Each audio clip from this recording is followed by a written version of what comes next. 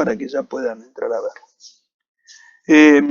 Bueno, eh, vamos entonces a arrancar con contabilidad, con la información contable.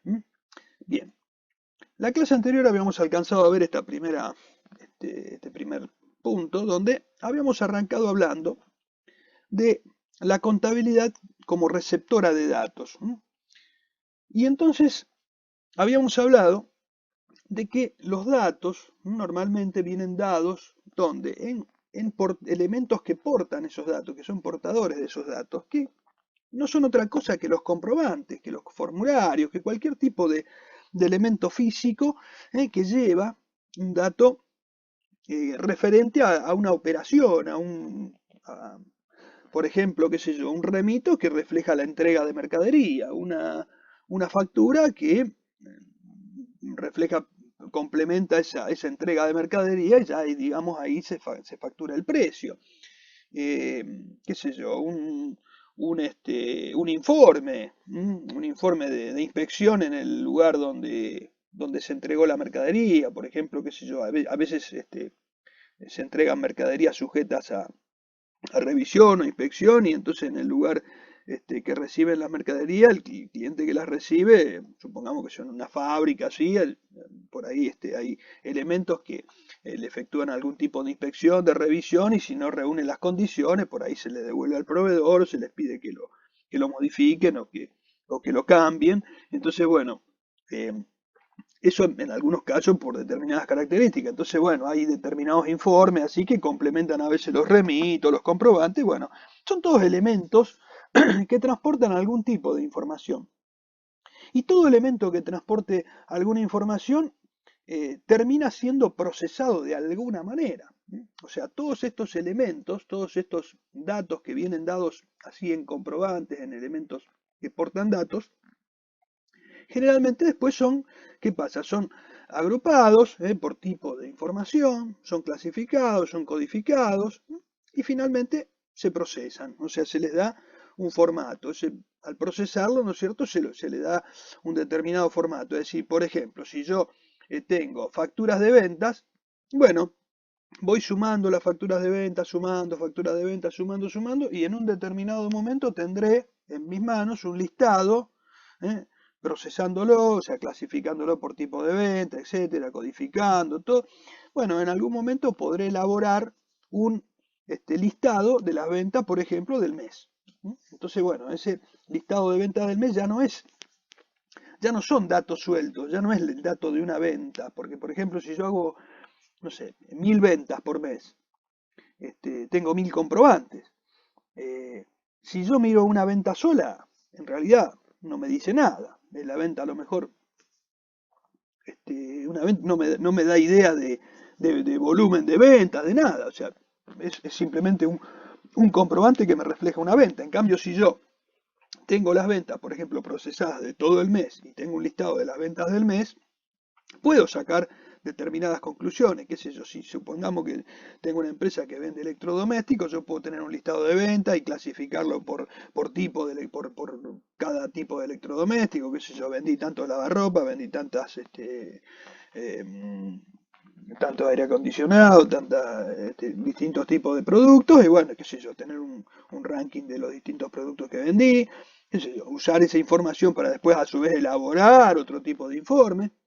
Pero ya digamos, no es lo que generé con esos listados, no es un dato, sino que ya ahí sí es una información.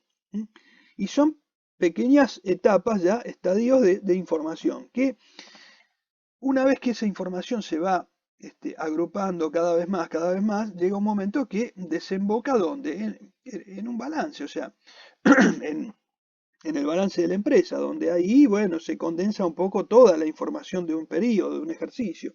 Entonces, ahí estamos mostrando todo lo que pasó en un ejercicio. ¿Y eso es producto de qué? Y de todo este procesito que estamos viendo, o sea, de esta entrada de datos que se fueron procesando, que se fueron agrupando, clasificando, codificando, y una vez procesado fueron generando información, a lo mejor información alguna intermedia, que después terminó siendo una información final, que fueron los balances de la empresa. Todo esto es un proceso que va trabajando la contabilidad. Y entonces habíamos dicho cuál era la utilidad de esto. Y bueno, la utilidad está dada, ¿cierto?, por la calidad de la información que provee el sistema y la concreción de los objetivos y las necesidades a satisfacer por los distintos usuarios. No es lo que estamos diciendo acá, pero digamos, eh, calidad de la información y sí, porque nosotros tenemos que tratar de que la información tenga contenido, no sea cualquier cosa, o sea, que sea una información confiable, fidedigna y que realmente sirva para poder tomar decisiones, ¿no es cierto? Eh, y cuando hablamos de necesidades a satisfacer, concreción de objetivos y necesidades a satisfacer por los usuarios, bueno, los usuarios pueden ser distintos. En primer lugar, los primeros usuarios que vemos son los usuarios de la propia empresa, ¿sí? Que, eh, digamos, el usuario de la propia empresa siempre puede tener información más abundante que un tercero. ¿Por qué? Porque, digamos, en la empresa se elabora la información. Entonces, un director, un gerente puede decir, mira, quiero que me elaboren tal informe, quiero que me elaboren tal otro informe. O sea, puede pedir más información de la que tiene, puede escarbar más en lo que necesita. Entonces, siempre, digamos, puede pedir un poco más. O sea, tiene la posibilidad, tiene los medios y los elementos para poder nutrirse de eso. ¿Mm? Pero bueno, y esa información ¿para qué la va a usar? Y bueno, para las políticas de la dirección y de los inversionistas, o sea, toda la política que tiene que seguir la empresa y aquellos que van a invertir en la empresa, decir, bueno, informarlos para que estén al tanto de lo que va a pasar o lo que está pasando en la empresa. Y obviamente después, aquellos también, por ejemplo, los que están interesados en comprar y vender, por ejemplo, los que le quieren comprar a la empresa, los que le quieren vender a la empresa, también van a estar interesados. Los clientes, los proveedores, ¿por qué? Y porque, por ejemplo, un cliente le quiere comprar a la empresa y dice, yo quiero comprar este producto que fabrican acá, y bueno, quiero saber la calidad del producto, quiero conocer las condiciones en las que vende, los precios, la política de precios que tienen, cómo son, cómo son los canales de distribución, si tienen servicio eh, así atención al cliente para algún caso de reclamos, servicio de asistencia técnica, ese tipo de cosas. Bueno, y todo eso los clientes lo quieren saber, ¿por qué? Porque si van a trabajar con una empresa, obviamente necesitan conocer todo eso. Bueno, y para eso también, y además de todo eso, necesitan también conocer la situación de la empresa, o sea, qué tipo de empresa es, si la empresa está en condiciones de fabricar, de vender, de proporcionar en tiempo y forma lo que ellos necesitan, o sea, y eso cómo lo ven, y lo ven a través también de la información contable, de la información financiera que tiene la empresa, es decir, tratar de obtener de todos esos elementos de que se pueden nutrir, ver en qué situación está la empresa, cómo está ubicada, ¿no es cierto? Porque obviamente por ahí, si te metes a comprar a una empresa y todo, tenés que saber si esa empresa te va a cumplir con los tiempos, te va a permitir que no hagas papelones con tus clientes, porque si después la empresa no te entrega a destiempo, no tiene servicio técnico, no tiene garantías, ¿viste? Entonces, bueno, después te crea un problema a vos. Entonces, precisamente vos querés nutrirte de toda esa información para saber si realmente podés comprarle confiado o no. Y lo mismo quienes le quieren vender, un proveedor, si le tiene que entregar mercadería, si le tiene que financiar a la empresa, bueno, quiere conocer también en qué situación está, si es una empresa que paga, no, paga bien, paga mal, cuáles son sus números, para ver si la empresa está en condiciones de una empresa confiable. Pero ahí si vemos una empresa que tiene un balance muy desastroso, que no está bien, por ahí lo van a tomar con pinza, y bueno. Eh, lo mismo para la solicitud de créditos financieros y comerciales. Acá, créditos financieros y comerciales. O sea, bueno, los créditos comerciales básicamente son aquellos que podemos obtener con nuestros proveedores, ¿no es cierto? Eh, pero después los créditos financieros son aquellos que podemos obtener con bancos. Un banco, por ejemplo, si te va a prestar dinero, lo primero que te pide son los balances. Primera información que te pide son balances y después empieza con ampliación de eso. O sea, no obstante tener los estados contables de una empresa, después lo que siempre solicita es alguna información adicional que permita conocer la situación de esa empresa, cómo está ubicada la empresa, si la empresa eh, tiene capacidad para pagar, o sea, cuál es la situación de liquidez, de solvencia, etcétera. O sea, todo ese análisis lo va a hacer, y lo va a hacer a través de qué, y a través de los informes contables y a través también de alguna información adicional a esos informes contables. También el fisco la va a usar para pedir información para el cálculo de la carga tributaria, es decir, concretamente para la parte impositiva. Es concretamente para la parte impositiva, ¿no es cierto? O sea, por ejemplo, si ustedes tienen que liquidar impuestos, y bueno, se van a nutrir de, supongamos que un impuesto ingresos brutos, que un impuesto sobre las ventas, ¿y qué necesitan? Y lo que habíamos hablado antes, un informe de venta, o sea, tienen que tener un detalle de la venta. Entonces, bueno, y a veces tener que tener distintos tipos de venta para ver, porque a lo mejor puede ser que esté grabado a distintas alícuotas o algo no esté grabado. Entonces, bueno, por ahí tiene que haber un grado de desglose, bueno, todo eso lo tenemos que tener. Bueno, y eso es fundamental, obtener esa información de la contabilidad. Fuente de información para la contabilidad nacional. Bueno, ustedes fíjense que, o sea, una empresa tiene su contabilidad, ¿no es cierto? Su micro, una célula de lo que es, digamos, un país. Pero ¿qué pasa? Después hay una información que va a la nación. Es decir, cuando nosotros hablamos, cuando se dice, bueno, cuál es la producción bruta, cuál es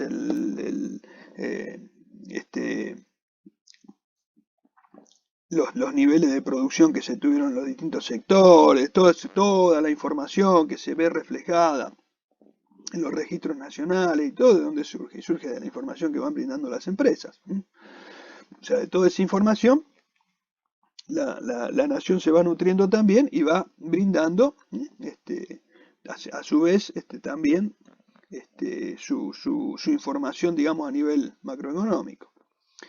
Y también otro punto que es importante, acá, digamos, estamos haciendo algo enunciativo. Puede haber más cosas, ¿no es cierto?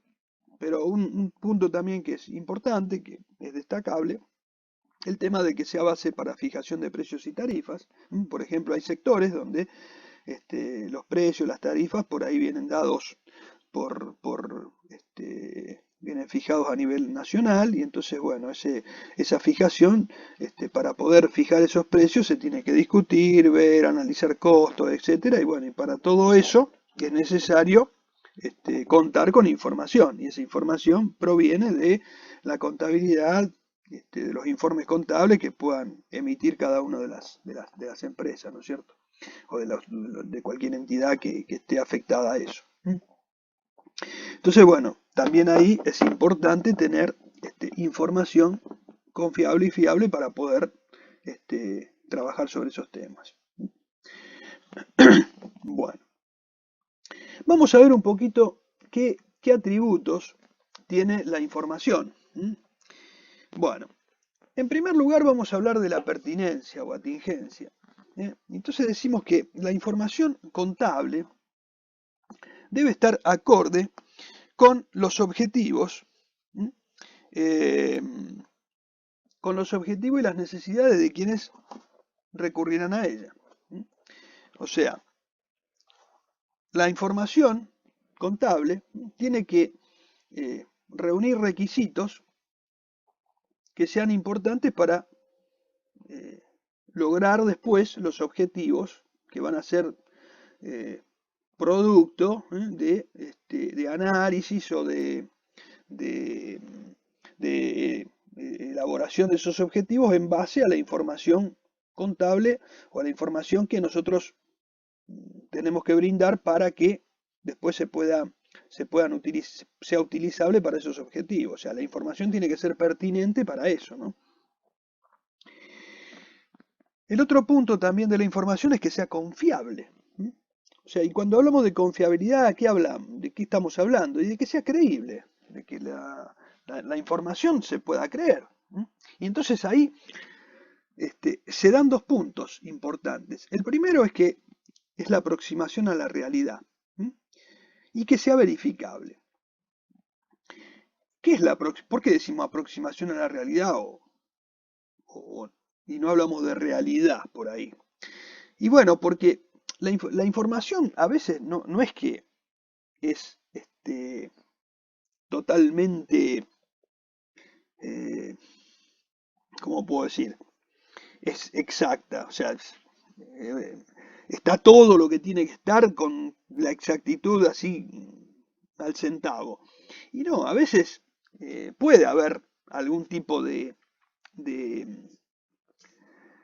falta de información o algo o alguna parte que ahí puede quedar estimada o puede quedar no esté exactamente eh, tal como es. Entonces puede haber alguna pequeña distorsión, pero siempre tenemos que llegar a que esa distorsión o esa nunca sea significativo, o sea que eso hace que sea confiable. ¿M? O sea, por ejemplo, si yo les digo, no sé, les tengo que dar una información y decirle, miren, tienen que pagar impuesto al valor agregado, por ejemplo, un ejemplo bien pago. Y digo, ahí más o menos, ahí van a tener que pagar entre 100.000 pesos y 1.000.000 de pesos. Y le estoy diciendo cualquier cosa, porque entre 100.000 y 1.000.000 hay una diferencia terrible. Entonces, la información que yo le estoy dando no es aproximada a la realidad, porque ¿cuánto es 100.000? Si estoy cerca de 100.000 estamos hablando de una cosa, si estamos cerca de 1.000.000 estamos hablando de otra.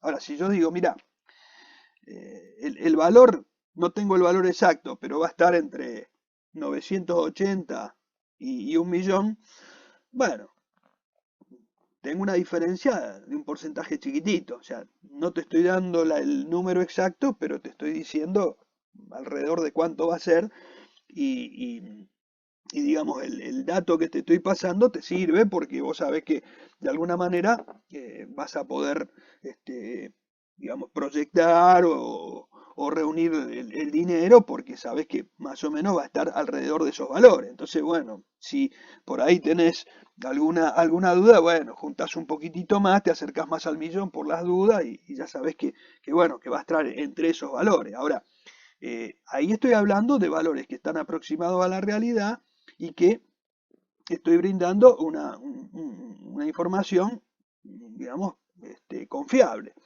Entonces, bueno, en ese caso estoy brindando algo que está aproximado a la realidad. En cambio, si yo por ahí no doy informaciones completas, por ejemplo, acá hablamos de,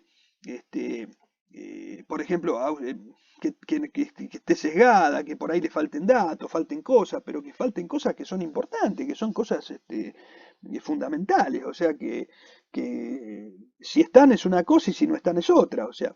¿M? Eh, la integridad, por ejemplo, que sea completa, que sea significativa, o sea, que esté completa, que la información sea íntegra, no que me falten cosas, por ejemplo, o que esté sesgada. ¿eh? La información tiene que ser, entonces decimos, vamos a resumir un poquito todo esto. Decimos que dentro de esa aproximación a la realidad hablamos de esencialidad, o sea, de dar preeminencia a la realidad económica. O sea que busque estar aproximado a lo que es la realidad económica, la información.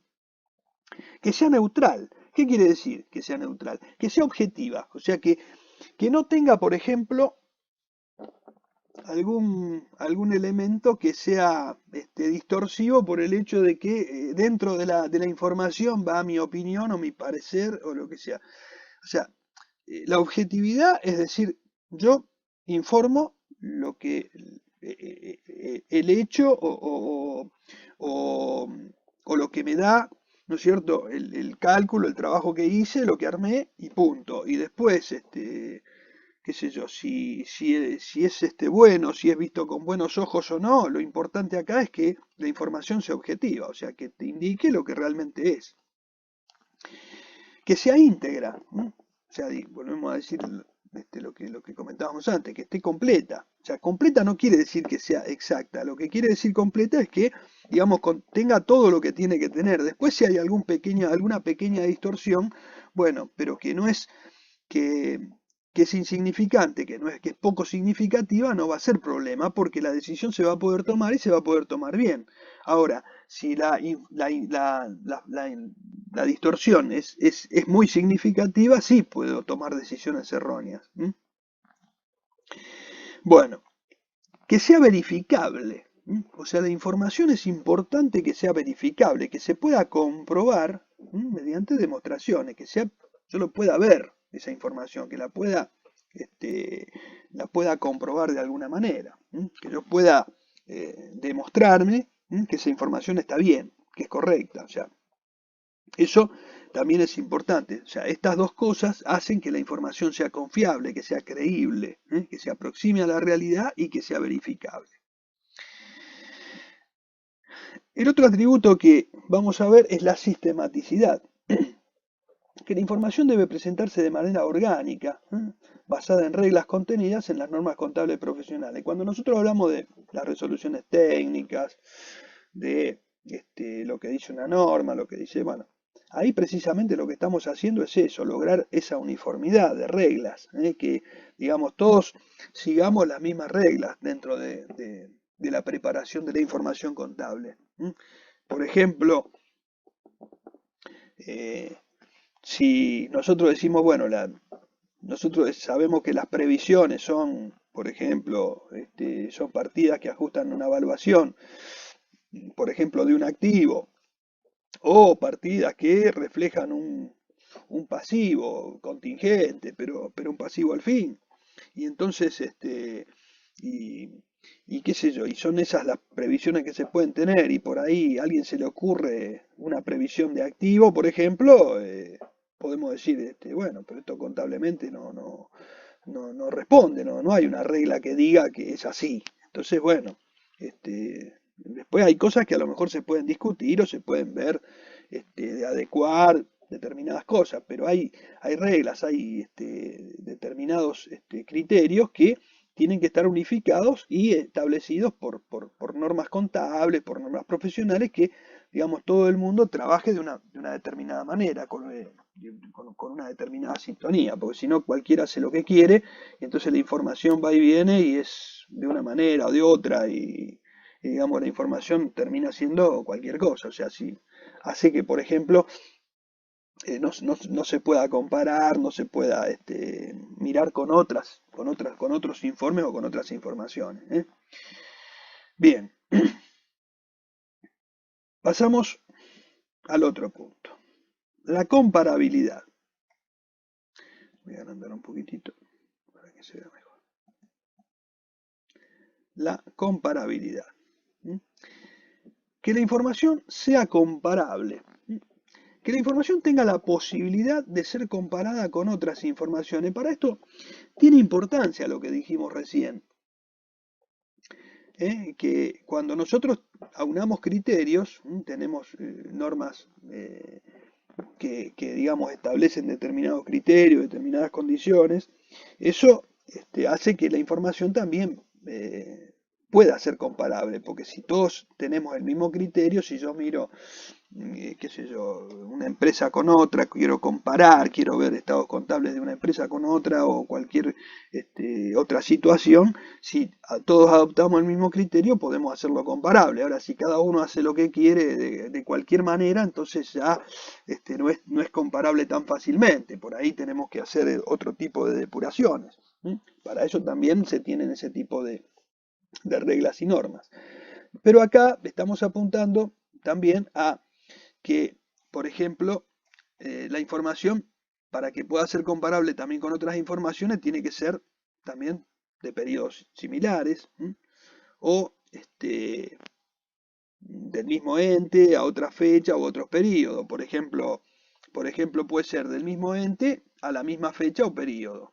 Por ejemplo, qué sé yo, puedo comparar alguna información que sea del mismo ente y que sea de la misma fecha o periodo, o sea, dos dos informaciones, qué sé yo, por ejemplo, puedo tener ventas de un periodo del mismo periodo, de la misma empresa, pero de distintos productos. Entonces, bueno, voy comparando y digo, mira, este producto se vendió más, este producto se vendió menos, qué sé yo, en el mismo periodo. Puedo hacerlo con distintas fechas o distintos periodos. Entonces puedo hacer la comparación con otros años, con otros meses, etcétera. O también puedo hacerlo con otros entes. Acá por eso es importante lo que yo les hablaba antes de la uniformidad de la información, o sea, de los criterios, lo que hablábamos en la pantalla anterior, o sea, cuando hablábamos acá de que debe presentarse de manera orgánica, basada en reglas, etcétera. ¿Por qué? Porque precisamente si el otro ente también adopta la misma forma de exponer la información y todo, entonces, bueno, podemos comparar y ver si a lo mejor, qué sé yo, en una misma situación, como operó una empresa, como operó otra, etcétera. Eso también hace también a que se permita la comparabilidad. Bueno, después, un punto importante que se requiere que los estados estén expresados en la misma unidad de medida. O sea, ¿no es cierto? La unidad de medida. Nosotros, ¿cómo expresamos qué es la unidad de medida? Bueno, la unidad de medida lo que pretende es determinar que estén expresados en una moneda. Pero cuando hablamos acá de moneda, estamos hablando de que sea, nosotros acá medimos en pesos, ¿no es cierto? Medimos en pesos, pero esos pesos, ¿cómo son? Pueden ser pesos de moneda constante o pueden ser pesos de moneda corriente o nominal. Una cosa es cuando, por ejemplo, yo presento información en moneda nominal y otra cosa es cuando la presento en moneda, por ejemplo, constante. Para que quede claro, si yo muestro, por ejemplo, las ventas en pesos de un año, y entonces digo, enero se vendieron tantos pesos, en febrero tantos pesos, en marzo tantos pesos, y los pesos son de cada mes, si tengo un periodo, un año de mucha inflación, probablemente parezca que a lo mejor en diciembre vendí mucho más que en enero porque el número es más grande, es mayor, pero a lo mejor vendí menos unidades. ¿Por qué? Porque los pesos de enero están expresados en moneda de enero y yo lo estoy y al mirar diciembre que están expresados con pesos en moneda de diciembre contiene un aumento importante de precio y entonces me parece que las ventas aumentaron y por ahí no es lo mismo. Entonces, a lo mejor tengo que ver esos pesos, expresarlo en unidad de medida pero constante, o sea, usar una moneda constante, o sea, usar una moneda que me permita reexpresar esos valores de una fecha anterior para traerlos al momento de cierre. Entonces, de esa manera yo puedo hacer que sea comparable, si no por ahí no es comparable. No sé si se interpreta lo que estoy diciendo. Yo les vuelvo a decir lo que les dije en la clase anterior y que les voy a decir durante todo el transcurso de las clases. Interrúmpanme todas las veces que necesiten, pregunten, aclaro todas las dudas, todas. Y si tengo que explicar de nuevo, explico de nuevo. Y si lo tengo que explicar 5 veces, lo explico 5 veces. Pero yo quiero que quede claro, por favor. Bueno, entonces, acá lo que digo es que entonces los estados que están expresados tienen que estar expresados en la misma unidad de medida. O sea, si yo lo expreso en moneda constante, estoy diciendo que lo estoy expresando en pesos, pero de una determinada fecha. O sea, lo llevo a una determinada fecha. Entonces, ese valor de enero lo reexpreso a moneda de diciembre. Entonces, lo estoy mostrando en moneda de diciembre. Entonces, cuando muestro un valor a una determinada fecha, lo estoy mostrando en moneda de esa fecha, o sea, lo que es de fechas anteriores lo reexpreso para llevarlo al cierre. Entonces ahí estoy mostrándolo en una moneda constante. Si lo muestro en moneda que no está reexpresada, por ahí lo estoy mostrando en moneda corriente. Entonces no es lo mismo. Entonces, distinto es si yo lo mido, por ejemplo, digo, bueno, lo hago en unidades, entonces digo, bueno, lo expreso en unidades del producto, entonces digo, este mes vendí tantas unidades de este producto, este mes vendí tantas unidades de este producto, entonces bueno, ahí no necesito, digamos, medirlo porque, bueno, está, digamos, está expresado en unidades físicas del producto, pero cuando yo lo hago, por ejemplo, en unidad como pesos, ahí necesito por ahí expresarlo, tengo que ver en qué moneda lo estoy expresando, para que pueda ser comparable, ¿no es cierto? No es lo mismo que que a mí me muestren una venta, vuelvo a repetir, los pesos de diciembre con los pesos de enero, porque obviamente un año después por ahí en un, en un país con mucha inflación puede estar totalmente distorsionado, entonces necesito reexpresarlo y llevarlo a la misma, a la fecha, a la misma fecha. Entonces, sí,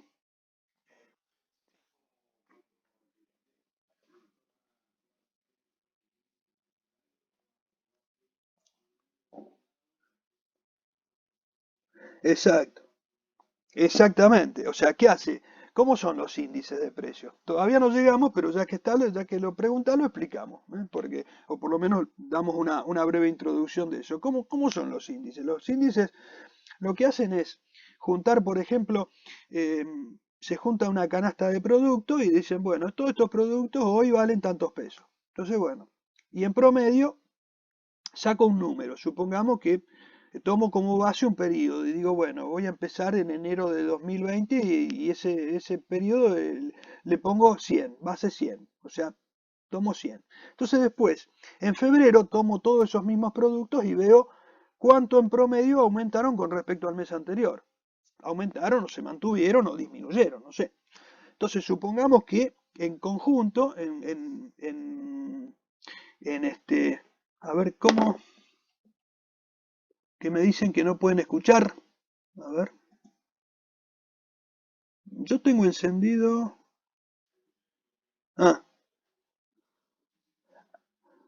que no pueden escuchar a los otros, no sé. No, cuando alguien habla puede hablar. Calculo que. Ah, está bien, está bien. Bueno, eh, bueno, repito. Cuando yo trabajo, por ejemplo, con números índices, ¿qué pasa? Digo, bueno, supongamos tomo un mes. Lo que hacen los números es toman un mes. Dicen, bueno, base 100, por ejemplo. Entonces dice, bueno, enero es base 100. Enero de 2020. Entonces, bueno, en febrero ven esos mismos productos cómo se comportaron con respecto a enero. Supongamos que en promedio, cuando digo en promedio, digo que a lo mejor un producto aumentó un 3%, el otro aumentó un 2%, el otro aumentó un 1%, el otro aumentó un 4%, entonces bueno, pero en promedio se saca un promedio y decir, bueno, en general, y se saca un promedio de eso y decir, bueno, aumentaron a lo mejor un 2,5% con respecto a igual periodo, al mes de enero. Entonces, el próximo número índice va a ser 100 más un 2,5%. Entonces el próximo índice va a ser 102,50. En marzo se vuelve a hacer lo mismo, se toman esos productos y se ven cuánto aumentaron en promedio con respecto al mes anterior. Y supongamos que fue, no sé, ese mes un 10%. Entonces a ese 102,50 se le suma un 10%. Entonces le vamos a tener que sumar 10,25 más. Entonces va a ir sumando ese número y se va haciendo cada vez más grande o se va manteniendo si es que no hubo inflación o a veces puede bajar si es que hubo deflación, o sea, si bajaron los precios. Cosa rara, pero bueno, puede pasar. Eh, entonces, ¿qué pasa? Cuando esos índices van variando, si yo, por ejemplo, quiero medir un, estoy, pasan el tiempo, pasan los meses, pasan los años, entonces yo a lo mejor digo, uy, yo hice una inversión en junio del 2015 y compré un auto y me costó, qué sé yo, 100.000 pesos. Entonces digo, ¿y cuánto me representa? ¿Cuántos son esos 100.000 pesos?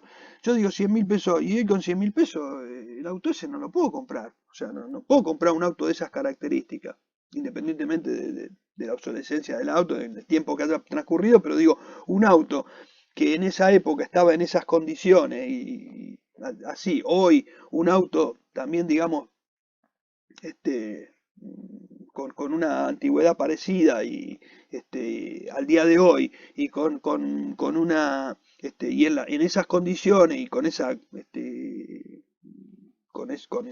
de ese tipo, o sea, con esa tecnología, etcétera, digo, a ver, ¿cuánto necesitaría hoy? O sea, 100.000 pesos no hago nada. Digo, a ver, ¿cuánto es lo que necesito? Entonces yo tendría que reexpresar esos valores desde junio de 2015, traerlos ahora a agosto de 2020 y ver cuánto representa. Y a lo mejor, si yo lo expreso comparando el número índice de agosto contra el número índice de junio de 2015, entonces pongo en el numerador el índice de precios de este mes contra el índice de precios del mes de junio de 2015 y me da, qué sé yo, a lo mejor me da que el índice de junio era de 100 y ahora el índice es de 350. Entonces digo, 350 dividido 100 lo tengo que multiplicar por 3,5. Entonces los 100.000 los multiplico por 3,5 y digo, hoy necesitaría, o sea, esos 100.000 pesos de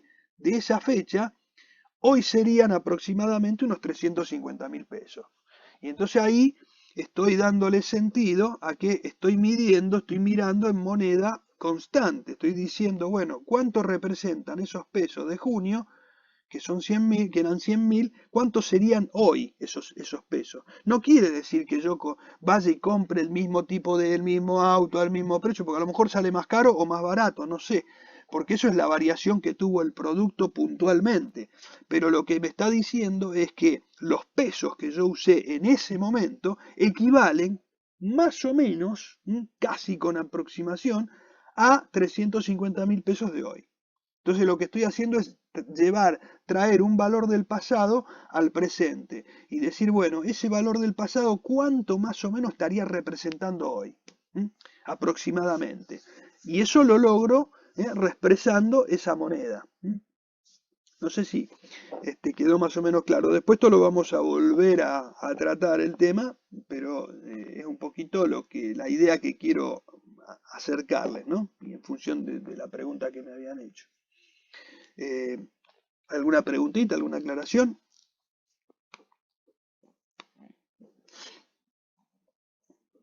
Bueno, si se entendió. Bueno, bueno, perfecto. Después, otra cosa importante también, los criterios para cuantificar, o sea, medir existencia, por ejemplo, que sean coherentes, tengan determinada coherencia. O sea, que cuando yo voy a cuantificar, a darle valor a mis existencias, a medir mis existencias, o sea, medir las existencias, que es ponerle un valor a las existencias. Entonces decir, bueno, yo tengo esta existencia, ¿cuánto valen hoy? Y bueno, tendré que ver qué valor les pongo. O sea, que si yo tengo mercadería, bueno, ¿cómo las voy a evaluar? ¿Qué sé yo? A reposición, a costo, lo que me cuesta reponerla hoy, no sé, bueno, pero tengo que tener un criterio que sea coherente. ¿Para qué? Para poder comparar, para que sea comparable.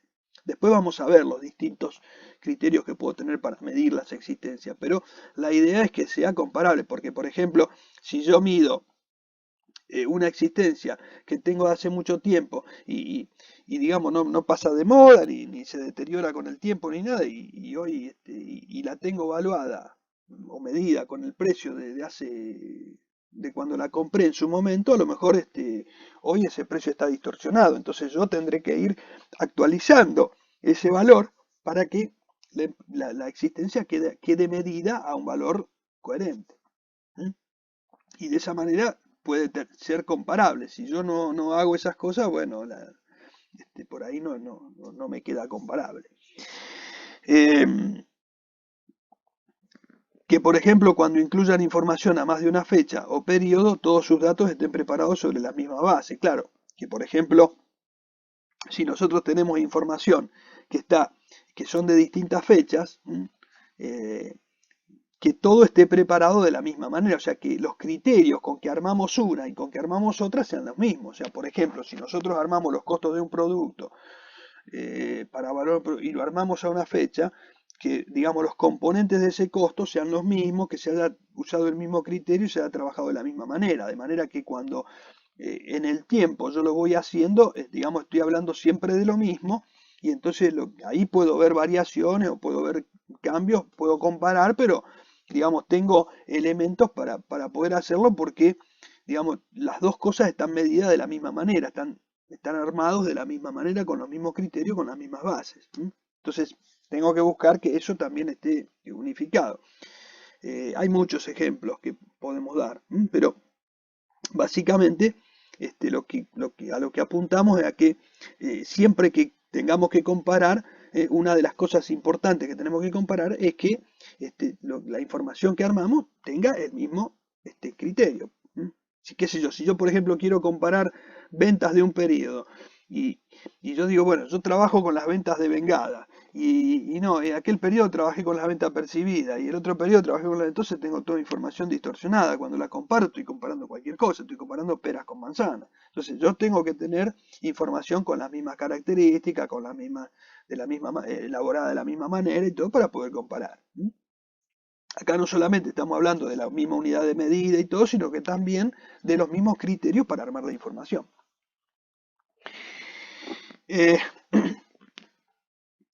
Entonces dice que la máxima comparabilidad entre estados contables del mismo emisor, o sea, de la misma empresa, del mismo ente, si yo quiero comparar estados contables de distintos periodos, pero del mismo emisor, se puede dar si yo tengo las mismas reglas, o sea, si tengo uniformidad en las reglas. Por eso si yo quiero comparar a lo mejor estados contables anteriores con uno actual y a lo mejor cambié determinadas reglas, yo tendría que primero adaptar el anterior a lo mejor a las nuevas reglas que tengo y entonces ahí recién lo comparo. Entonces tendría que a lo mejor internamente retocar esos estados a los efectos de la comparación, es decir, hacer algunas correcciones para hacerlo, para adaptarlo a los criterios que tengo ahora y entonces ahí compararlo y para poder sacar conclusiones. Si no, por ahí voy a sacar conclusiones que no son buenas. Que los periodos comparados fuesen de igual duración. Por ejemplo, qué sé yo, si yo quiero comparar las ventas del primer trimestre de 2019, por ejemplo, qué sé yo, las ventas de enero, febrero y marzo con las ventas del primer semestre del 2020. Entonces digo, bueno, comparo un trimestre con un semestre y digo, las ventas de este año fueron mayores. Y sí, y a lo mejor sí, porque estoy comparando 6 meses contra 3. O sea, es una cosa...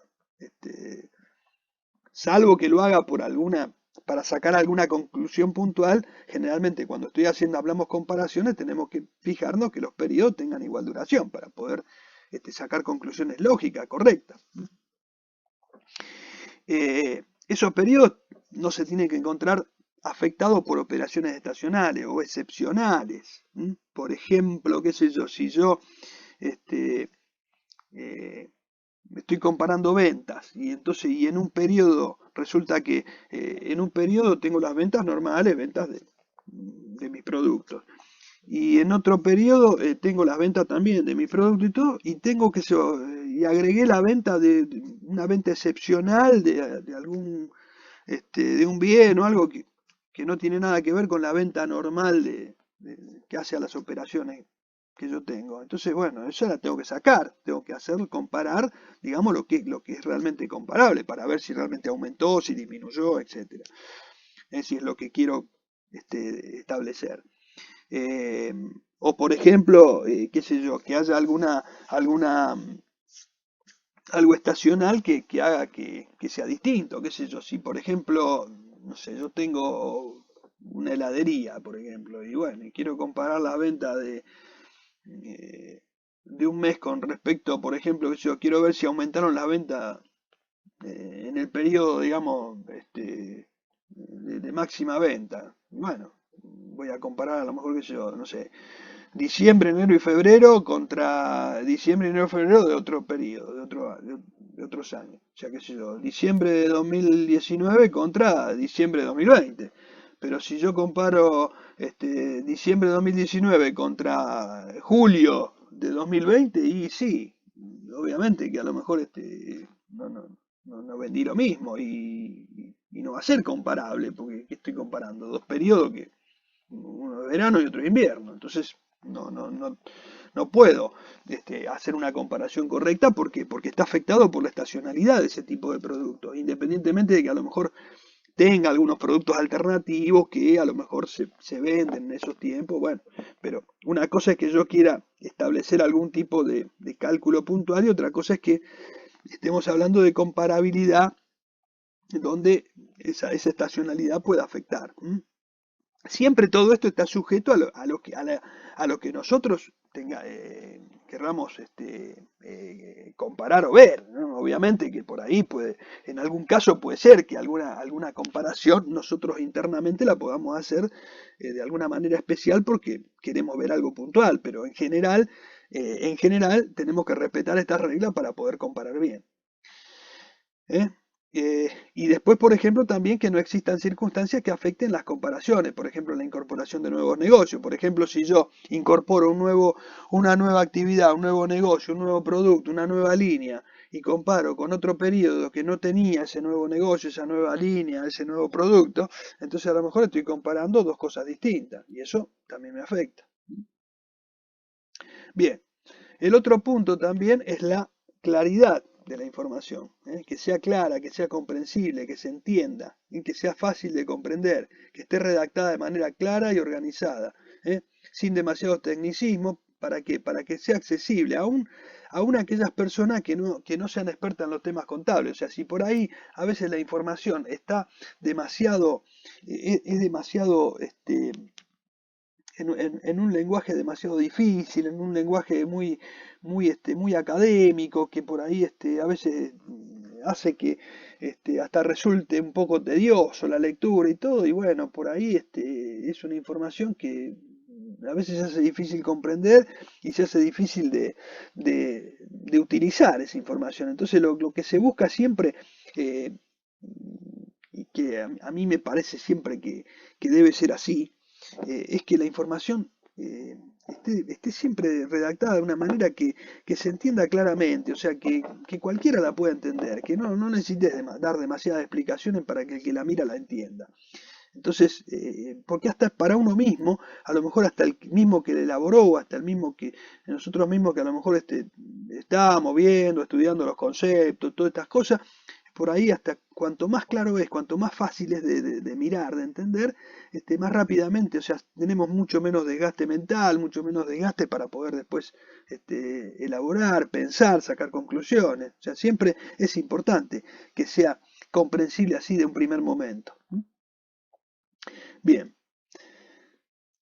vamos a ver, a veces hay algunas restricciones que condicionan el logro de los requisitos que tiene la información. Y por ejemplo, uno de ellos es la oportunidad.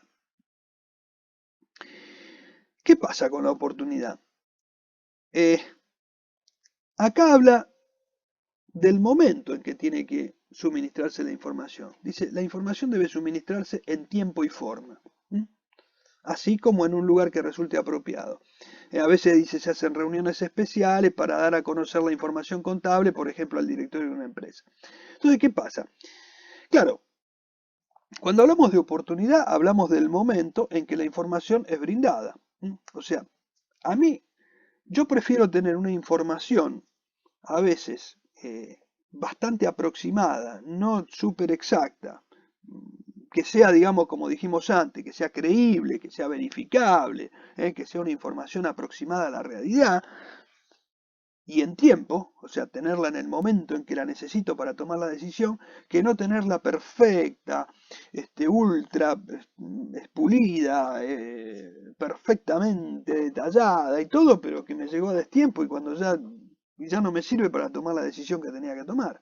O sea, si yo tengo que hacer un cambio en la política de ventas, un cambio en algo puntual y la información me llega tarde, me llega en un momento que ya lo peor pasó o que ya se me vino el problema y ya no puedo volver atrás, entonces ¿para qué la quiero? Por más exacta y por más perfecta que sea la información. O sea, no me sirve. Me sirve si esa información es oportuna. Entonces la oportunidad de la información es tan importante como la confiabilidad y la precisión de la información. Por eso digo, a veces no es necesario que sea súper precisa, sí que sea confiable, sí que sea aproximada a la realidad. Como les decía antes, si yo les digo, mirá, tenés que juntar plata porque tenés que pagar 1.000.000 de pesos de IVA. Y después, en lugar de 1.000.000, tuviste que pagar 980 o 990. Y bueno, vos no te vas a enojar conmigo porque te pasé una información aproximada, porque no te dije un bolazo, te dije más o menos un número y vos tuviste tiempo de, bueno, moverte, juntar el dinero y pagarlo. Ahora, si yo te digo, mira, quédate tranquilo, va a tener que pagar 100.000 pesos de IVA, y después resulta que cuando llega el momento tenés que pagar 1.000.000 de pesos, entonces, bueno, ahí obviamente, claro, no te di una información como te dije cualquier cosa. ¿M? Ahora, si yo te dije que vos tenés que pagar 1.000.000 de pesos 2 meses después que el IVA venció, y bueno, ya te lo dije, pero sí, pero me lo tenía que haber dicho antes. Ya ahora pasó tiempo, tengo que pagar intereses, tengo que pagar esto. O sea, me llegó fuera de tiempo la información. Entonces, cuando ya tengo la deuda, es decir, por eso acá hablamos tanto, es tan importante que la información se aproxime a la realidad, que sea confiable, que sea verificable, etcétera, como que sea oportuna. Si tenemos una cosa y no tenemos la otra, estamos en problema. Entonces la oportunidad es muy importante. ¿Mm? Equilibrio entre costos y beneficios. Bueno, si el beneficio que me genera a mí contar con una información eh, supera el costo de tener esa información, estamos bien. Ahora, si yo tengo que hacer un gasto enorme para tener una información y con esa información voy a poder tomar una decisión que no voy a recuperar lo que gasté para tener la información, entonces la verdad que no me sirve. O sea, me sirve si la información tiene un costo tal que a mí me permite ahorrar o ganar más, o exceder con un beneficio los costos que tuve por tener la información. Si a mí obtener una información me termina saliendo más caro que lo que yo pierdo, la verdad que no me sirve, ¿no es cierto? O sea, por ejemplo, si yo digo, mira, qué sé yo, los empleados a veces son un poco descuidados y, y qué sé yo, y maltratan algunas herramientas, algunas cosas y se rompen, o tengo que gastar un poco más en repuesto y todo. Bueno, entonces voy a poner un mecanismo de control para tener una información, para que se haga todo esto y entonces se rompan menos cosas y se cuide más y qué sé yo. Y a lo mejor todo ese sistema que yo implemento me cuesta más caro que si se rompe alguna máquina. A lo mejor digo, la verdad, me conviene no hacer ese gasto y bueno, y tratar de lograr a lo mejor convenciéndolos de que cuiden un poquito más. Entonces a lo mejor no hago un gasto enorme para poder lograr un objetivo. Entonces, bueno, precisamente ahí hay una relación de costo-beneficio. Bueno, en la información es lo mismo, o sea, si yo para poder tomar una decisión necesito gastar mucho en una información para poder tener una información y después resulta que con la obtención de esa información no me redunda en un beneficio que me exceda de los costos que tuve para eso, la verdad que no me sirvió de nada. Yo lo único que hice fue perder tiempo. La impracticabilidad. O sea, la información tiene que reunir los atributos necesarios que permitan su utilización. Entonces, por ejemplo, la información dice la aplicación de una norma o criterio contable será impracticable cuando el ente no pueda aplicarlo tras efectuar todos los esfuerzos razonables para hacerlo. Por ejemplo, la comparabilidad. Es decir, si yo, por ejemplo, quiero hago todo un trabajo, me preocupo por reunir información, etcétera, etcétera, y después a lo mejor para poder comparar, y después resulta que no lo puedo comparar porque no tengo a lo mejor elementos para comparar o no puedo armar otra cosa, otra información para comparar, ¿para qué me voy a gastar? Es decir, ¿para qué me voy a gastar en tratar de reunir, de armar algo para hacerlo comparable con otros y después, por otro lado, no tengo la información que lo pueda comparar? O sea, es impracticable, o sea, no puedo practicar esa comparación. Entonces, ¿para qué voy a hacer algo que después no me sirve? Después no lo voy a poder utilizar, no lo voy a poder aprovechar. Eso es importante que lo tenga en claro, ¿no es cierto? Porque eso restricciona o condiciona el logro de los requisitos. Bien, vamos a ver un poquito ahora, así con algunos números, cómo cómo se opera, o sea, vamos a ver un poquito cómo es, porque toda la información contable, en definitiva, termina, hablamos de los balances, ¿no es cierto?, del producto final de la información contable. Y vamos a ver un poquito cómo surge toda esta contabilidad. Y para eso vamos a analizar un poquito cómo es la ecuación patrimonial de la contabilidad. Vamos a repasar un poco esto para poder tener armado nuestra ecuación patrimonial. Entonces vamos a empezar a decir que vamos a ir con un pequeño ejemplo y le vamos a ir agregando distintas cosas, distintos pasos.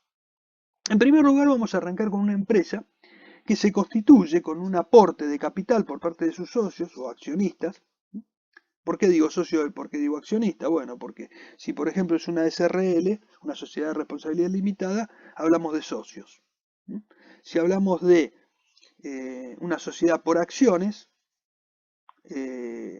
por ejemplo una sociedad anónima, hablamos de accionistas. ¿Por qué? Porque la parte del capital, o sea, el capital, este capital se divide en pequeñas unidades que en el caso de, por ejemplo, de las SRL son cuotas sociales. Entonces hablamos de socios. Y son sociedades de personas. En cambio, las sociedades anónimas son sociedades de capitales.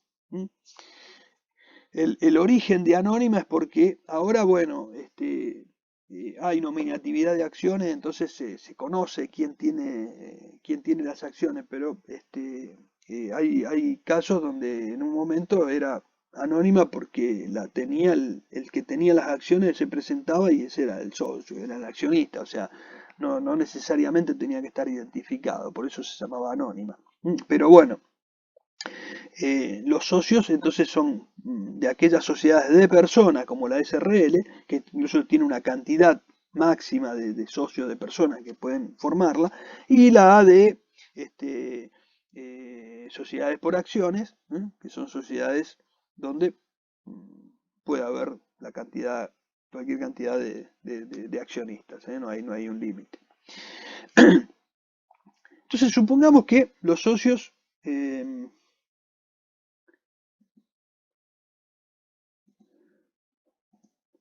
supongamos que entonces los socios realizaron un aporte de capital de 10.000 pesos. Muy bien.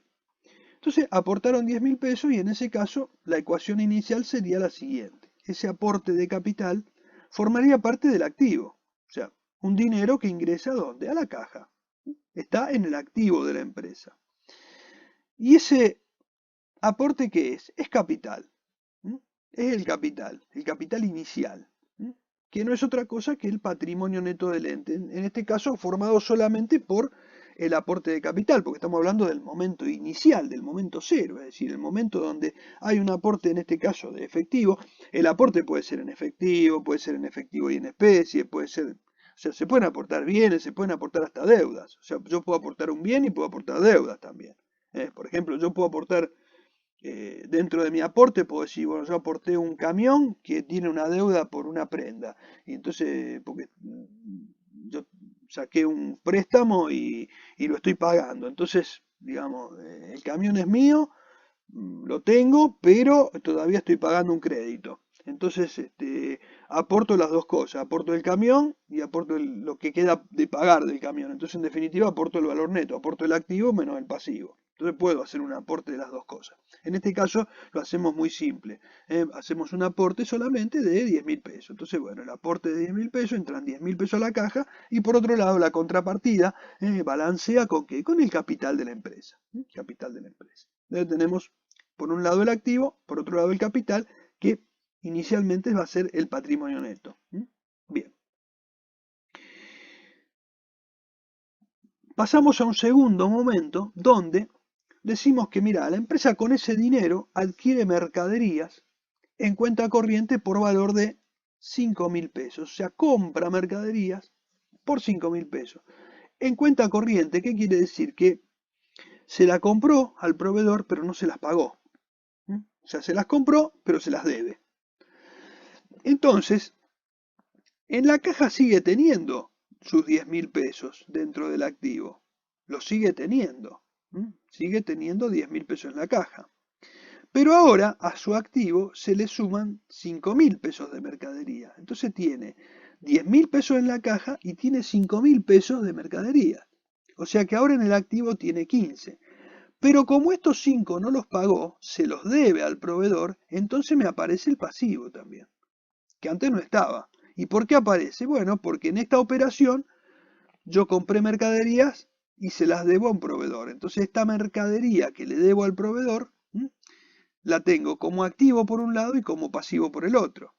Con lo cual mi capital sigue siendo de 10.000, o sea, mi capital no se modificó. Yo sigo teniendo un capital de 10.000 pesos, de 10.000. ¿Por qué? Porque tengo 10.000 pesos en la caja, más 5.000 de mercadería, pero debo 5.000. Entonces, mi neto, mi capital, son 10.000. De los 15 que tengo, yo dispongo de 15.000 pesos. Dispongo de 15.000 pesos. Dispongo del dinero que está en la caja más todo lo que tengo, las mercaderías que tengo para vender. Pero, le debo a mis proveedores 5.000 pesos. Entonces, tengo un capital de 10.000. Sigo teniendo el mismo capital que cuando empecé. Bien. En el punto 3 vemos que la empresa le realiza un pago al proveedor. Le realiza un pago. Entonces, y ese pago es de 2.000 pesos. Entonces, ¿qué hace la empresa? Saca 2.000 pesos de la caja, o sea, tenía 10.000, ahora le quedan 8, porque sacó 2, y se los pagó ¿a quién? Al proveedor. Al proveedor le debía 5.000, ahora le debe 3. O sea que lo que sacó del activo también bajó de pasivo. O sea, disminuyó el activo en 2.000 pesos y disminuyó el pasivo en 2.000 pesos. Luego, si el activo menos el pasivo es el capital, en este caso, estamos hablando del mismo capital que antes. O sea, todas estas operaciones son operaciones que cambian la composición, pero en definitiva no se cambia el total. O sea, se cambia la composición del activo, del pasivo en este caso. A veces del activo solo, a veces del pasivo solo, a veces de los dos. Pero no se modifica el capital o el patrimonio neto de la empresa. No se modifica. O sea, simplemente se alteran los activos y en este caso los pasivos. Pero no hay modificaciones hasta ahora del capital o del patrimonio neto de la empresa. Bien. Vamos a pasar al otro punto. En este punto la empresa adquiere un bien de uso. Ese bien de uso es un rodado. Y lo adquiere por 1.500 pesos.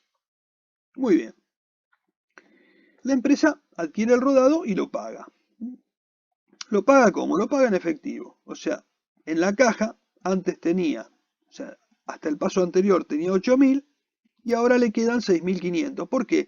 Porque 1.500 los sacó de acá, de la caja, y los metió en bienes de uso acá, en rodados. Los pasó de caja a bienes de uso.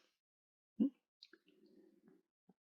sea, en este caso, fíjense que el pasivo no se modificó porque no le debe a ningún proveedor, lo pagó el bien, compró el bien y lo pagó. Entonces, lo que se modificó es la composición del activo. Es decir, tengo menos líquido, menos plata en la caja y ahora tengo un bien de uso, un bien inmovilizado, pero tengo menos dinero en la caja. O sea, se modificó. Sigo teniendo los mismos 13.000 que tenía en el paso anterior. Tenía 13.000. Acá sigo teniendo 13.000. Nada más que me cambia la composición. Bien. Proveedores tengo lo mismo. Mi capital sigue siendo de 10.000. No se modificó.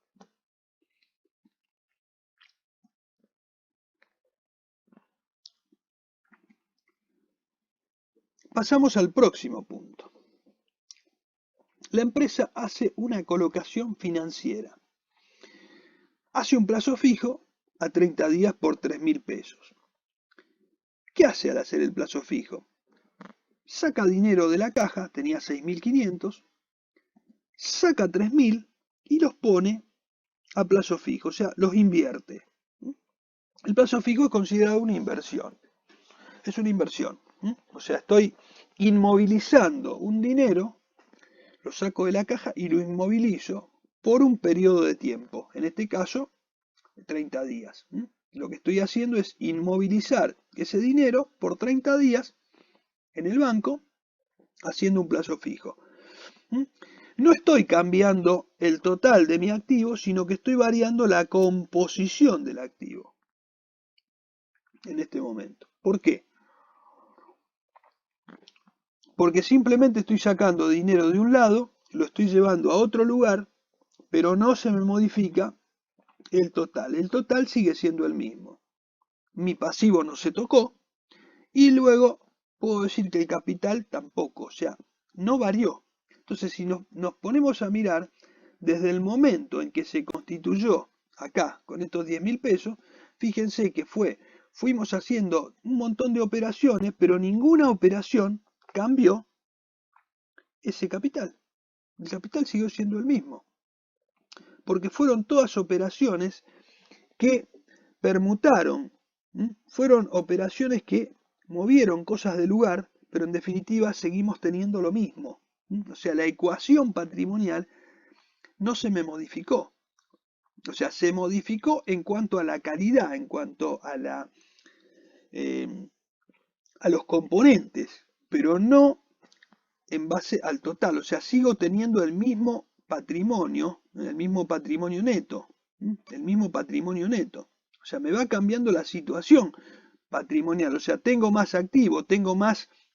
¿Se acuerdan que en la clase anterior hablamos de que el activo era la inversión total o los recursos totales? ¿Puedo decir que tengo más recursos? Sí, a lo mejor sí. A lo mejor sí, porque yo tengo mercaderías para vender, por ejemplo, ahora. Si yo acá tenía 10.000 pesos en la caja, tenía 10.000 pesos. Pero ahora tengo mercaderías para vender. Entonces yo con estas mercaderías, si las vendo, puedo obtener algún tipo de utilidad. Si hubiese tenido los 10.000 pesos en la caja, por ahí no tengo muchas operaciones para hacer. Por ahí puedo hacer algún otro tipo de operaciones, pero acá tengo la posibilidad de hacer algo, o sea, vender mercaderías y obtener alguna rentabilidad por la venta. Tengo un bien de uso que lo puedo utilizar, qué sé yo, para distribuir, para hacer algún tipo de reparto, de lo que sea. Tengo dinero en la caja que puedo utilizar si necesito para hacer algún pago, para hacer alguna compra puntual. Tengo un dinero guardado en inversiones que también en algún momento lo puedo disponer.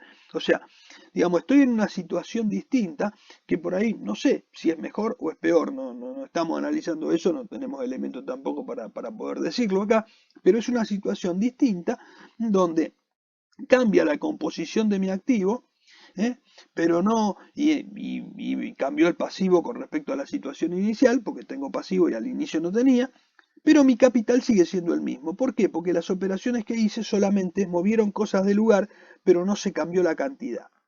Entonces vamos a ver ahora qué conclusiones vamos sacando hasta acá.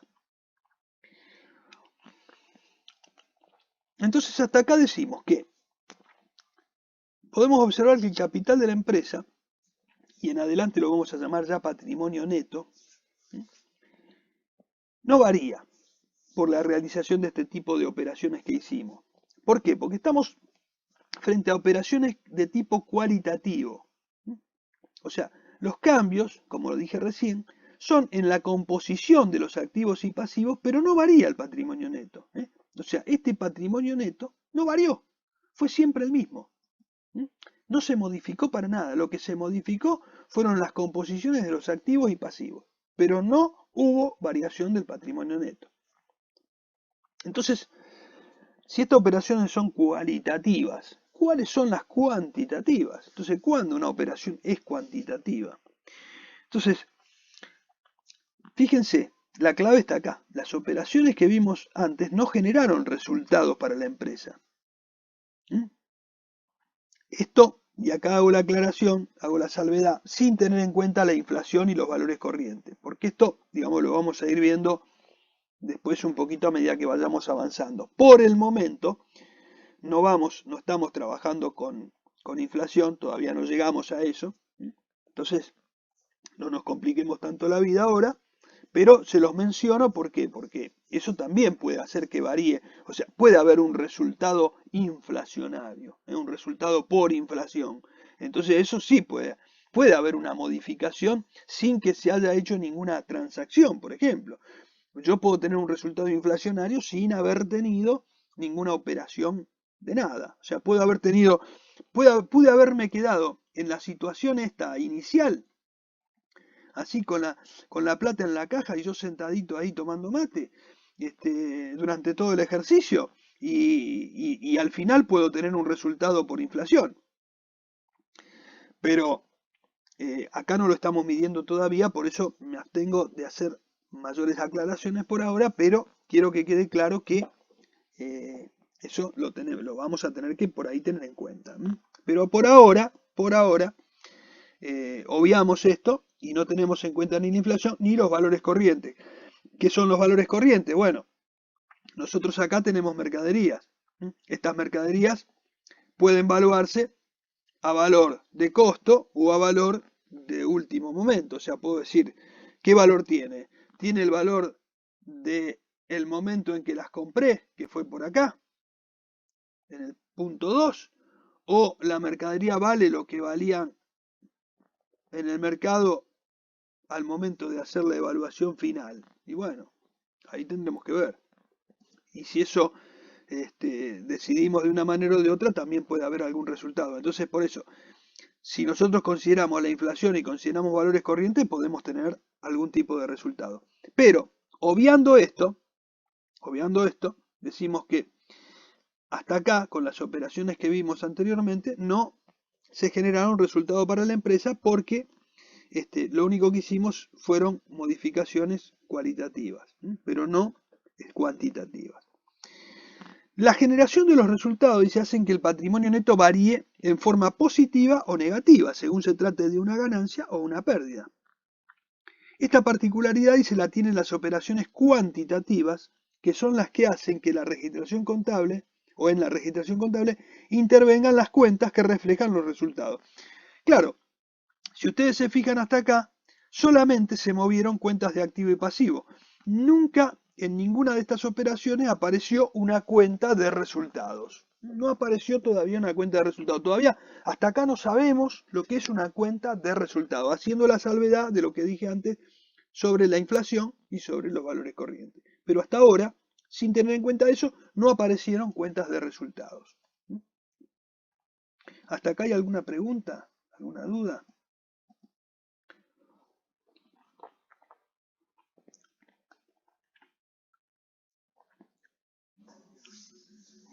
Bueno. Bien.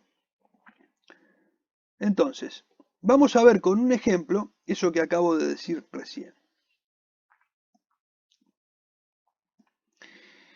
La empresa, ahora, metemos un ingrediente, metemos una venta. O sea, la empresa realiza la venta de las mercaderías.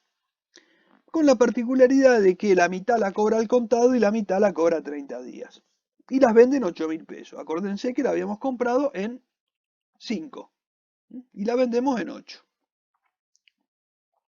Acá nos estamos olvidando de la inflación. Vuelvo a repetirlo por si no quedó claro. Tengamos presente eso. Entonces, ¿qué pasa? El activo, ¿qué vamos a tener? Y en la caja nosotros teníamos 3.500. Si ahora vendemos en 8.000 pesos y la mitad me la pagan en efectivo, a esos 3.500 se me van a sumar 4.000 pesos, con lo cual paso de tener 3.500 pesos a tener 7.500. Las inversiones, el dinero que tenía a plazo fijo lo sigo teniendo porque todavía evidentemente no venció y está ahí. Bueno. Como la mercadería no la cobré toda, de los 8.000 pesos, la mitad todavía no lo cobré, tengo una cuenta a cobrar, me aparece una cuenta a cobrar acá. O sea, me aparecen 4.000 pesos. 4.000 pesos me fueron a la caja. De estos 8, 4 fueron a la caja. Y 4 los tengo que cobrar todavía. Pero es un activo, es una cuenta a cobrar. O sea, tengo que recibir dinero de mi cliente. Bien. Y mercadería no tengo más, tengo 0. ¿Por qué? Porque las vendí. Porque vendió todas las mercaderías. O sea que no tiene más, tiene 0 mercadería. Los bienes de uso siguen ahí, no se hizo nada. Entonces, ahora el activo, fíjense, tengo más activo. Tenía 13, ahora tengo 16. ¿Y por qué? Y porque yo la mercadería la vendí en 8, una mercadería que me había costado 5. Entonces, tengo 3.000 pesos más. ¿Dónde están metidos? Y bueno, salió la mercadería por 5, pero entraron 4 a la caja y 4 a cuenta de cobrar. O sea que estos 5 salieron, pero me entraron 8. O sea que hay 3 de diferencia con respecto a lo que tenía en la situación anterior. ¿Y de dónde vienen esos 3.000? Y bueno, ¿vienen de qué? De que yo hice una venta de 8.000 pesos, mi costo fueron las mercaderías que había comprado en 5 y me quedó un resultado por la venta de 3.000.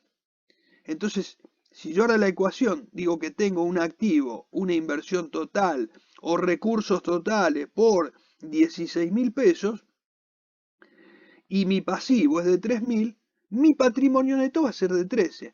¿Y se conforma de qué? Del capital que se aportó inicialmente, que era de 10.000, más la utilidad que se obtuvo por la venta de las mercaderías. Con lo cual, ahora tengo como patrimonio neto mi capital más los resultados, que en este caso es un resultado de una operación que es positivo en 3.000 pesos. Y paso de tener 10 a tener 13.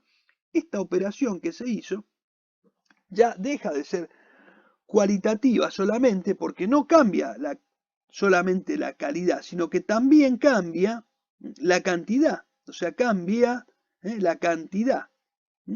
O sea, me cambia el patrimonio neto. Aparece un resultado. Se modifica ese patrimonio neto. Bien.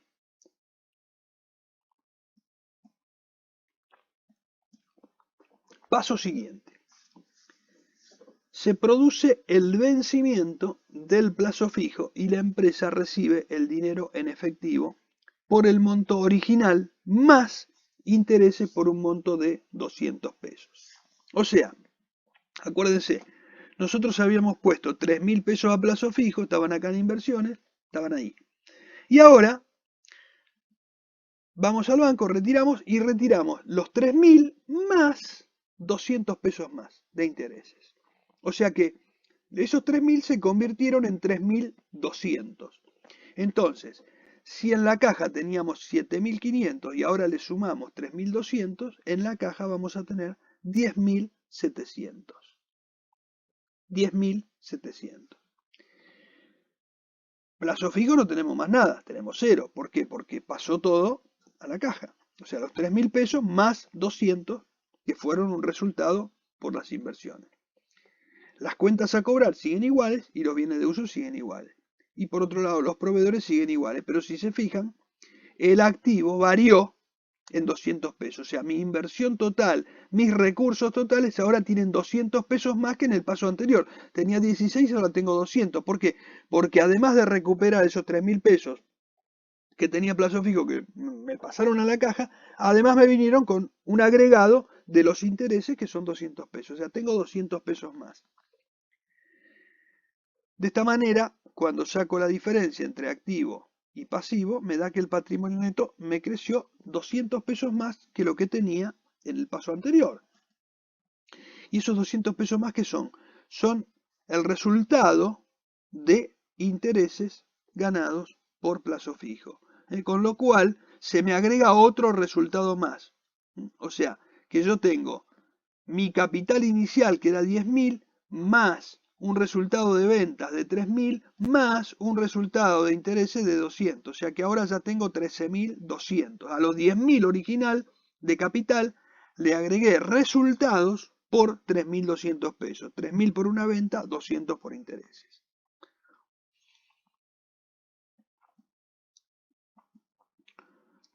Bien. Acá pasamos a un paso siguiente, donde dice que se pagan gastos varios por un monto de 1.000 pesos. Entonces acá aparece una operación al revés. O sea, acá lo que se genera es un gasto que nos cuesta 1000 pesos. Y lo pagamos. ¿Cómo lo pagamos? En efectivo. Entonces, sacamos de la caja que teníamos 10.700 pesos, sacamos 1000 y pagamos ese gasto. Si no lo hubiésemos pagado ese gasto, a lo mejor se me incrementaba la deuda porque lo debíamos, pero el gasto estaba hecho. O sea, acá hay un concepto de devengamiento, o sea, el gasto se produjo en un periodo. En este caso, se produjo el gasto y lo pagamos. Puede ser que el gasto se produzca y no se pague, con lo cual no se va a modificar el activo, pero se me va a aumentar el pasivo. Si, por ejemplo, el gasto no lo hubiese pagado, se me hubiese incrementado la cuenta a proveedores por 1000 pesos, porque estoy debiendo ese gasto, y en la caja iba a tener 10.000 pesos más, pero iba a tener más pasivo, con lo cual me iba a producir un efecto similar en el patrimonio neto. ¿Por qué? Porque el gasto ya estaría devengado. O sea, cuando está devengado, cuando el gasto se produjo en un periodo, está, decimos, devengado. Entonces, si el gasto está producido, devengado en ese periodo, lo justo es que yo lo registre, lo haya pagado o no. En este caso se da la situación de que lo pagué. Si no lo pagué y lo debo, entonces tengo una deuda, pero el gasto está. El gasto no es que no está porque no lo pagamos. O sea, acuérdense que todo este tipo de operaciones nosotros las tenemos que registrar siempre por lo devengado. Cuando hablamos de registrar operaciones, estamos registrando por lo devengado. Hablamos de devengamiento. O sea, cuando se produce el hecho es cuando nosotros registramos la operación. Bien, entonces en la caja tenemos 1000 pesos menos. Las cuentas a cobrar siguen igual y los bienes de uso igual. Tengo, en este caso, 1000 pesos menos en mi activo que lo que tenía en el paso anterior. La deuda sigue igual, mi patrimonio neto disminuyó. ¿Consecuencia de qué? De que tengo un resultado, en este caso, negativo. O sea, que mi patrimonio neto se modificó, se vino modificando de lo que yo tenía originalmente. Yo tenía 10.000 pesos, lo aumenté en 3.000 por una ganancia por venta, lo aumenté en 200 pesos más por unos intereses que gané, y ahora se me disminuye en 1000 pesos por un gasto que tuve. O sea, a ese patrimonio neto inicial o ese capital inicial, yo le fui sumando ganancias y le fui restando pérdidas. Entonces, ese patrimonio neto, ¿qué es lo que tiene adentro? Tiene capital y tiene resultados que se van acumulando. Fíjense que el patrimonio neto va variando. ¿Por qué? Porque se me van acumulando resultados. O sea, acá dentro de estos 12.000 están los 10.000 pesos de capital, que esos no se tocaron, pero los resultados sí, fueron subiendo y bajando ahora.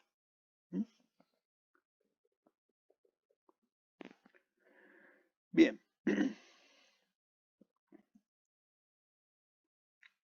Paso siguiente. Se contabiliza la amortización del rodado. La amortización tiene una característica. La amortización es obviamente es una pérdida para la empresa, pero tiene la particularidad de que no hay una erogación de dinero. Lo que hay es una regularización de la cuenta de activo, en este caso de los bienes de uso. Yo tenía 1.500 pesos en bienes de uso. ¿Por qué? Porque yo compré el rodado y no fue un gasto. O sea, fue un gasto, pero que quedó activado. Por lo tanto, digamos, es un bien, es un gasto, pero no está consumido. ¿Por qué? Porque lo tengo en el activo. ¿Qué quiere decir que no está consumido? Que no lo pasé a gasto. O sea, lo tengo activado ese valor. ¿Cómo consumo yo el bien de uso? Lo consumo a través de la amortización. Yo a través de la amortización, es decir, voy mandando a pérdida de a poquito ese valor, de ese bien. De a poquito lo voy mandando a pérdida. No lo hago todo junto. Porque si yo lo mandara todo junto, es decir, sería tan simple como decir, bueno, el bien de uso yo lo mando todo, compré un rodado y lo mando todo a pérdida, porque gasté 1.500 pesos, no. Porque a lo mejor ese rodado yo lo voy a utilizar durante el periodo, durante varios años, durante un tiempo. Entonces, ¿por qué lo voy a mandar a pérdida todo junto cuando yo en realidad estoy aprovechando ese bien en varios periodos? Por ejemplo, si yo compré un rodado, un utilitario para poder hacer reparto de mercadería, ¿por qué voy a mandar a pérdida ese utilitario en el momento que lo compré, si yo lo voy a aprovechar durante varios ejercicios haciendo distribución de mercadería y permitiendo que la empresa gane dinero con eso, con la venta? Entonces, yo lo que voy a hacer a través de la amortización es mandar a gasto o a pérdida de a poquito ese rodado. De a poquito. Entonces, es como que lo voy consumiendo contablemente, pero de a poquito. Entonces, acá disminuí mi activo. Fíjense que yo lo tenía en 15.200, lo bajé en 300 pesos porque bajé los bienes de uso. Lo demás no se modificó. ¿Por qué? Porque esa disminución juega contra una cuenta de resultados. Una pérdida de 300 pesos. Con lo cual, sigo agregando gastos o pérdidas. A la anterior, que eran los 1.000 pesos de gasto, acá le agrego la amortización. ¿Qué diferencia tiene la amortización con el gasto anterior? Precisamente que este gasto hay que pagarlo. O sea, se paga. Significa una erogación de dinero. Antes o después, pero significa una erogación de dinero. La amortización no significa una erogación de dinero. La erogación de dinero, ¿cuándo estuvo? Cuando se compró el rodado. Cuando la empresa adquirió el rodado, lo pagó. Entonces, cuando lo pagó, ahí se movió el dinero. Ahora, el rodado está en poder de la empresa y la amortización lo que hace es ir restándole valor a ese rodado y mandándolo al gasto de a poquito. Con lo cual, esto no es una erogación de dinero. La erogación se hizo cuando se compró. Ahora, lo que estoy haciendo es mandar a gasto, a pérdida, de a poquito ese rodado. Entonces, en este momento, yo no estoy haciendo ningún gasto, no hay ninguna salida de dinero acá. Lo que estoy haciendo es mandar a pérdida de a poquito ese rodado. Y si se fijan, entonces, de este patrimonio neto inicial que teníamos, que era el capital original, o sea, el capital aportado al inicio, resulta que ese capital que aportamos se fue modificando. ¿Por qué? Porque ganamos 3.000 pesos por la venta, ganamos 200 pesos por intereses, perdimos 1.000 pesos porque tuvimos gastos, y perdimos 300 pesos porque registramos amortizaciones. Quiere decir que pasamos de 10.000 ¿a cuánto? A 11.900. O sea, que a los 10.000 original le agregamos los resultados positivos y le restamos los resultados negativos. O sea, hablando en criollo, le sumamos las ganancias y le restamos las pérdidas. O sea que lo que tenemos es el capital inicial más o menos los resultados que se van acumulando. ¿Vemos cómo?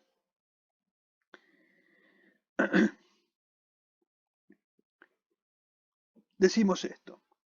En los nuevos ejemplos se mostraron operaciones que han generado cualitativos.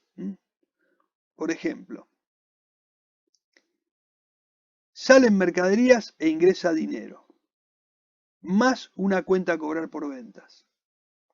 Y cambios cuantitativos en el resultado de la venta. O sea, los cambios, por ejemplo, en la venta, lo que yo le había aclarado al principio, en la venta acá, salían las mercaderías y ¿qué ingresaba? De estos 8.000, una cuenta a cobrar y dinero. O sea, la salida de mercadería la entrada de dinero, la entrada de cuenta a cobrar, había cambios cualitativos, pero también había un cambio cuantitativo, que era el resultado. Porque acá pasábamos de tener un patrimonio, un activo, ¿eh? de 13.000 pesos a tener un activo de 16, porque se había aumentado en 3.000 pesos, que no era otra cosa que el resultado de la venta de mercadería. O sea, yo vendí una mercadería que me había costado 5.000 y lo que me ingresa son 8. Entonces, esos 3.000 que incrementan mi activo son un resultado. Entonces ahí, esa parte es lo que hace que la operación sea también cuantitativa. O sea, no solamente haya un cambio cualitativo, sino también un cambio cuantitativo. Las operaciones siguientes también generaron dicho resultado para la empresa y estos resultados modificaron el patrimonio neto y por ende la ecuación original, lo que yo les venía comentando recién. La ecuación original, ¿cuál es? Que el activo menos el pasivo es igual al patrimonio neto. Ahora, el patrimonio neto, ¿qué es lo que tiene? Tiene dos grandes partes. Por un lado, los aportes que hicieron los propietarios. ¿Cuáles son los aportes que hicieron los propietarios? En este caso el capital. El capital es un aporte de los propietarios. No es lo mismo que las ganancias o las pérdidas.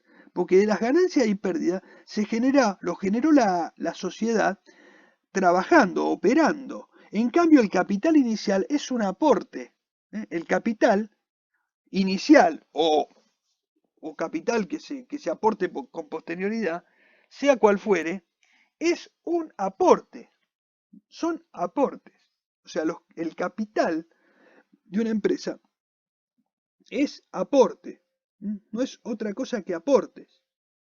Entonces, cuando nosotros hablamos de capital inicial, es un aporte. Si hay un aumento de capital con posterioridad o lo que sea, también será un aporte. También puede ser un aporte. Bueno, ahí puede ser un aporte o puede ser que alguna ganancia se capitalice. Después lo vamos a ver un poco con más claridad eso. Pero, digamos, si bien pueden ser ganancias o lo que sea, cuando pasan a formar parte del capital ya queda como un aporte de los propietarios, porque la ganancia que se capitaliza es una ganancia que no se distribuye y se capitaliza. Entonces pasa a ser la clase pasada, la clase anterior, en las anteriores cuadros, habíamos visto el tema de cómo se podían financiar la empresa. Entonces, bueno, cuando la empresa se financia con aportes propios, con aportes de los propietarios, estamos hablando de los aportes que hacen los propietarios. Y cuando la empresa obtiene recursos por sus operaciones, ahí estamos hablando de los resultados acumulados que tiene la empresa. Entonces, el capital inicial forma parte de los aportes de los propietarios, mientras que las ganancias y pérdidas forman parte de los resultados acumulados de la empresa, de los resultados que se van acumulando en la empresa. Entonces, en resumen, podemos decir que nuestro capital inicial se vio modificado. ¿Por qué? Por las ganancias, que fueron el resultado de la venta, los intereses de plazo fijo, que sumaron 3.200 pesos y que son estas ganancias que se suman al capital inicial para formar parte de este patrimonio neto. Menos las pérdidas. ¿Cuáles son estas pérdidas? Estas que vemos acá. Gastos varios, amortizaciones, forman parte de las pérdidas. O sea, 1.300 en este caso de pérdida. Entonces, este capital inicial más 3.200 de ganancia, menos 1.300 de pérdida, me queda este patrimonio neto que es el que estaba mostrando acá. Patrimonio neto 11.900. Entonces, nosotros podemos concluir acá que nuestra ecuación patrimonial será el activo menos el pasivo. ¿A qué va a ser igual? Al patrimonio neto, que no es otra cosa que el capital más las ganancias menos las pérdidas. El capital va a ser, digamos, parte, o sea, va a estar en el grupo de los aportes de los propietarios, mientras que las ganancias y pérdidas va a estar en el grupo de los resultados acumulados dentro de la empresa. Bueno, bueno, hasta acá llegué con este tema. Vamos a dejar acá. Lo que sí quiero es que por ahí me digan, a ver si tienen alguna duda, alguna aclaración que quieren que hagamos. ¿Alguna pregunta, algo que les pueda haber quedado en el tintero?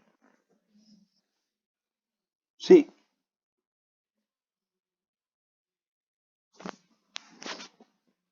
sí.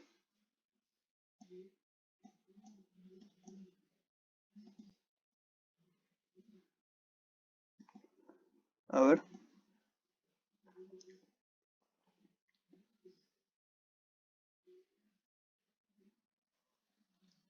Sí, sí,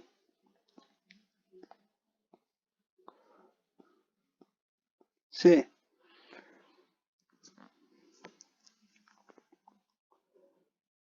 sí. Mira, mira, la información, siempre nosotros cuando hablamos de la, eh, o sea, vos me decís representatividad. ¿Y qué entendés por representatividad? ¿Qué es para vos representativa?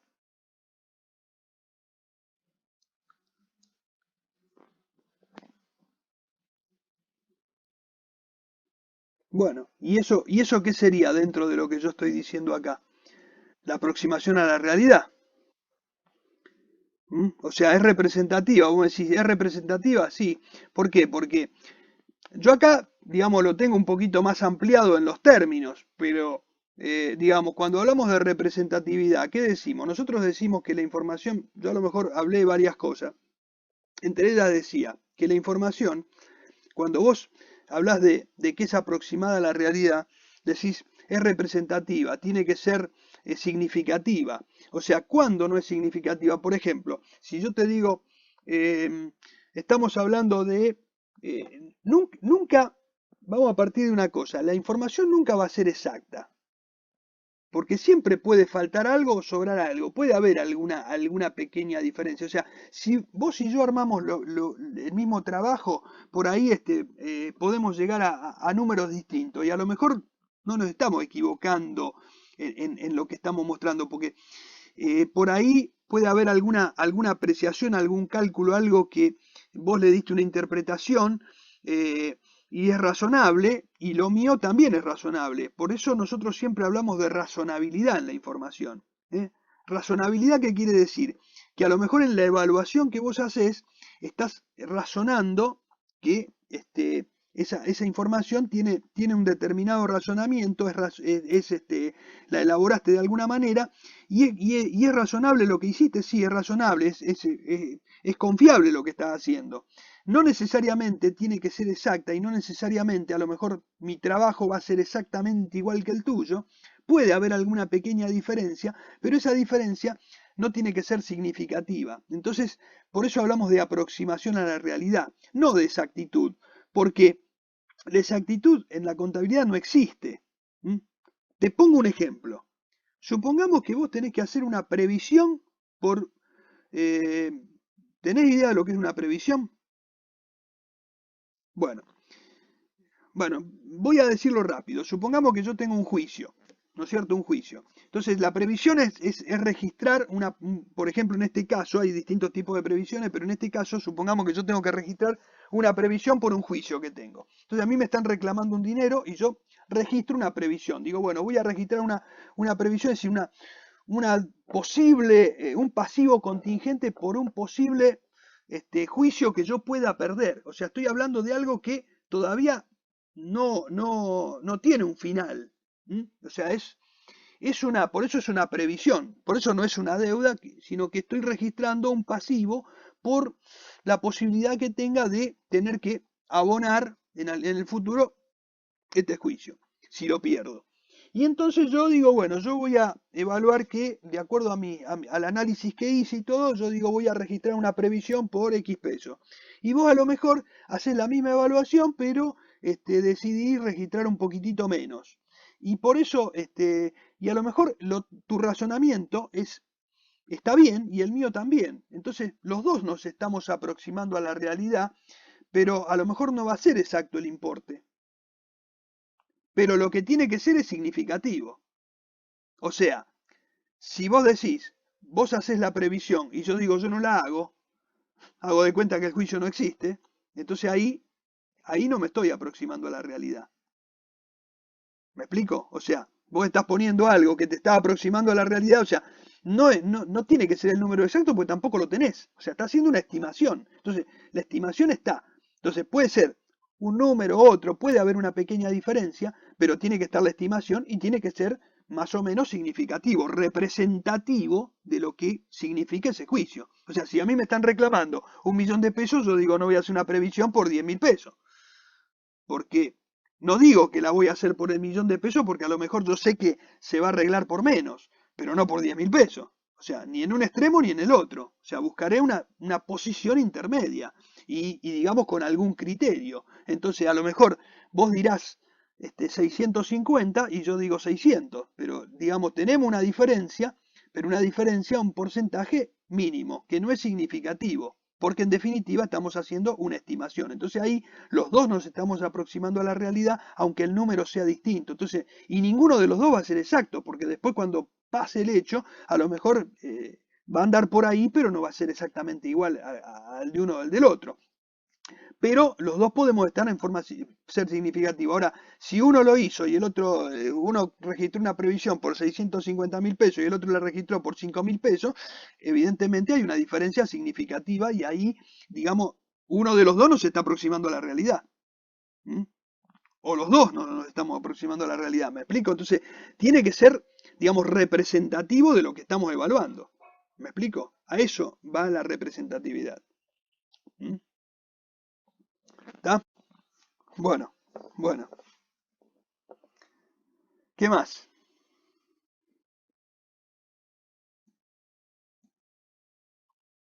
¿Alguna pregunta más?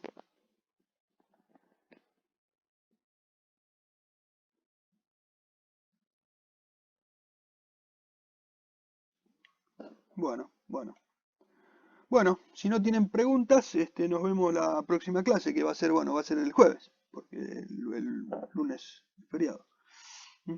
Así que el jueves nos volvemos a ver. Yo, como siempre, les voy a mandar el material y después voy a, ahora ya cierro el grabado de las clases, de la clase, así después en algún momento la subo y ya se las paso para que la puedan ver. Les doy bien el nombre del canal para que las puedan tener.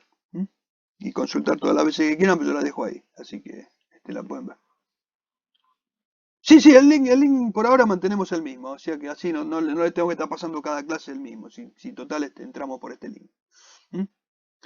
Bueno, bueno, buenas noches.